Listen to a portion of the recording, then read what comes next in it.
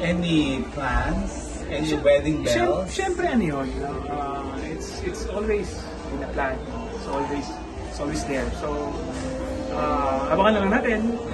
Abangan na natin. Manggugulat ka ba? Dahil ko ba yung tipong manggugulat ng proposal? Actually, siya yung manggugulat sa akin.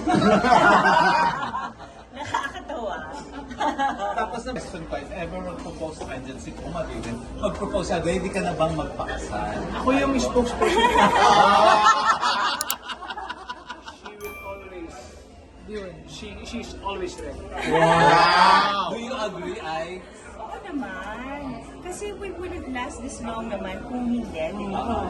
And I don't see anyone naman to spend the rest of my life with, but DJ.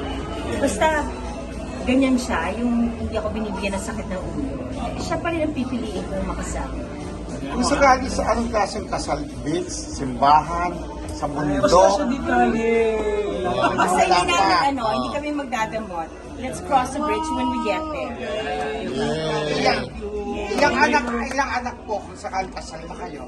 Hindi na kami pwede mag-anak. Honeymoon na lang. Saan kayo mag-honeymoon pa if ever? Kasi kayo mag-travel eh. Basta secret. Thank you,